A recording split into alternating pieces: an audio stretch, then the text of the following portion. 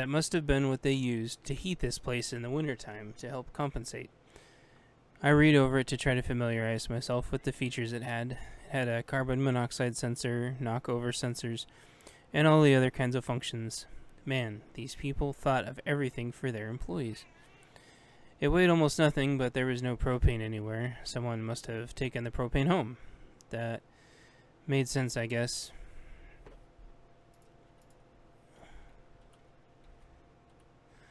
Who would want to leave a giant propane tank laying around when it could actually go to use somewhere? They probably used it for their final barbecue or something that I imagined them having. I picked up the heater and moved out of the office to figure out what product the next in line had serviced.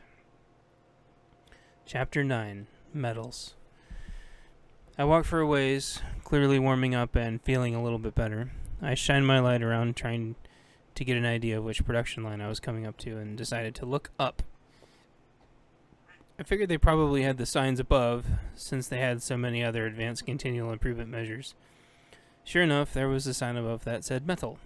The font was in letters in a style that wouldn't look out of place on a popular band with a similar name.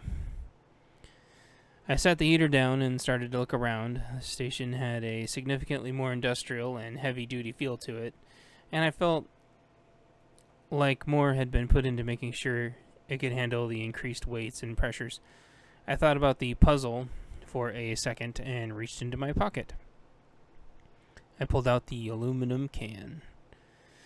I inspected the empty energy drink can first. I did my best to carefully and quietly unpop the crinkled and crumpled spots so that it could roll down as I intended.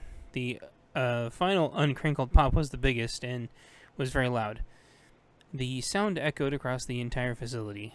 Right after that, a secondary noise of thin bent metal unflexing that I did not make echoed back in my direction. Swell, I remembered thinking, but probably ended up saying out loud on accident. I probably also heard swell back, but then I couldn't figure out if that was just hearing me saying swell after so much quiet. I don't know which, or if the cold temperature had gotten into my brain to the point to where I didn't recognize my own voice anymore. So, to be honest, if it didn't sound like it was coming at me, I was just going to ignore it at this point. I chuckled under my breath nervously. I was tired of the noises throughout the night. I resolved that I'm just going to act like I belonged here at this point. I carefully positioned the can on the receptacle and let it go straight. The can rolled down into the receiving area to wait for the process to begin. I looked around while I waited to see what there's to see while the respective system processed. I noticed some canisters over on some shelves. I walked over to the shelves and shined a light on the sign to see what it said, which was non-conforming materials. These must be the things that would be too dangerous to go into the system, I thought to myself. I proceeded to look through the shelves out of curiosity. Most of them were simply objects that must have been materials or alloys that the machine couldn't digest. But on a different shelf was nothing but different canisters and cylinders. I could not believe what I was seeing.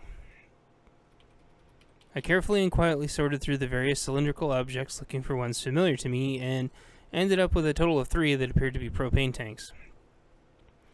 They were the small camping ones that were semi-portable and about football-sized. Upon picking them up, one seemed completely full. There was another one that was maybe a third full and one completely empty. I took the 2 hopeful ones, and they were the perfect size to fit in my backpack. I put them in, and they fit snugly, but I was able to zip up the pack and carefully put it on. My coat insulated me from the cold chill of the canisters. I went back to check the workstation, and sure enough, the key was ready to get picked up. Hooray! I grabbed the key and looked at it. The floater on the keyring had a piece of diamond-cut steel in the shape of an M. Very cool. I happily put the key in my pocket, felt for the other 2 in my pocket, and confirmed they were there. Now 3 total. After that, I moved to the next line, which I assumed was going to be the paper area, and hopefully not the glass area.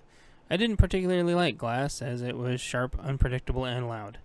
So I hope to save that line for a little longer. Chapter 20. Paper Products. I picked up my heater and walked for a ways, thinking about the 2 new containers that would be its new best friend in my pack. I walked towards the massive paper production operation. It smelled a little like wet bleached paper still, but not completely inoffensive to my sense of smell. I got to the operations unit and set my heater down to prepare for the new puzzle. I had this one planned out already and took out the cardboard package from that my energy bars came from earlier. I took the package and flattened the box, which made it sort of a disc so it would fly straight as possible. I looked to make sure the consoles were the same, and they were. I went to the receptacle and waited between shivers, which had mostly subsided. Then I flicked my improvised cardboard disc into the receptacle, right where the past objects had ended up, and turned around to wait. As I was waiting for the system to process, I knew there was an inevitable problem coming up that I needed to resolve. I hadn't seen any glass products anywhere lately, and none at all since I'd been here that I could recall. Everything public-facing was safety plastic, and the mugs in the lunchroom would have been ceramic, not glass. People usually don't keep glass office equipment at their desks, like for pen containers, because it's honestly just too dangerous. It was out of fashion a long time ago anyway. Even eyeglasses, as much of a pun as the word was, because it had the word glass, are usually some kind of composite plastic. I had no idea how I was going to find glass for the glass line. So I thought of this absolutely stupid way of finding glass. The plan was that I would switch to laser mode on my flashlight and shine the laser around and see if it would refract. If it did, maybe I found glass. Who knows? I leaned up against the machine while it figures out the cardboard and started shining the laser around the warehouse. The laser could project further than the flashlight and could reach 250 yards or maybe even further. More than enough to reach anywhere in the warehouse. I had no idea what I was doing and just started shining the laser around. I shined to the left and I shined to the right, and I write my name on the wall and start drawing pictures and completely forget what I was doing. Then I remembered and started shining it around strategically again. Finally, I was tracing it along the wall and saw it skip over a spot. Then the laser appeared to move on its own and disappear and reappear. I switched back to flashlight mode and saw that a door was opening on its own, and then a loud crashing noise came from the room behind the door. Chapter 21, Maintenance Closet. This room was about 20 yards away, and the crashing had stopped. In deciding to act like I was supposed to be there, I finally decided to authoritatively start acting like it. I drew my sidearm in fluid motion, using my flashlight hand to pinch up the coat enough to clear my sidearm. I kept full trigger discipline with pointing my pointer finger forward, keeping my sidearm close and resting on my offhand, which was holding my flashlight. My pointer finger on my offhand pointed forwards towards the temporary commotion. I sidestepped to get line of sight with the closet and explained calmly but firmly to the closet that I was officially security here. Furthermore, whoever or whatever that was in that closet needed to announce itself, its intentions, and then come out slowly, hands first. After a few seconds of rustling, I saw about a foot off the ground a pair of refracting glowing eyes.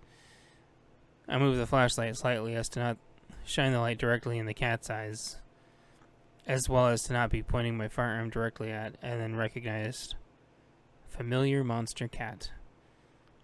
It was looking back at me as if to say, "Hi, monkey. I certainly didn't come from there and didn't do anything I should be embarrassed about. I would appreciate it if you didn't look at me like that." Then it started preening itself, putting its rustled fur back into place from having to scramble out of the closet so quickly. It had apparently chased the laser into the closet. Go figure. I carefully walked up to the closet anyway and tapped the closet door open with the rest of the way gently with my foot. Then I cleared it with as much of an angle as I could, and there wasn't any space for someone to be in there. There appeared to be what was some knocked down brooms. I backed up, reassessed the situation around me. Still nothing around, so I reholstered my sidearm into its hidden area. I squatted down and gave the cat a pat to let it know that I wasn't mad, and agreed with it that it definitely wasn't the cat that knocked all that stuff over. The cat appreciated the vote of confidence, and all was forgotten. I then proceeded to check the supply closet for hopefully useful items. The only thing I saw in there resembling glass was some different sized light bulbs. I absolutely hated the old light bulbs and didn't even like touching them. those bulbs were still relatively safely in the cardboard containers, sort of like eggs in a carton. I grabbed the smallest ones I could find for portability, and because these were a resource that someone had paid for.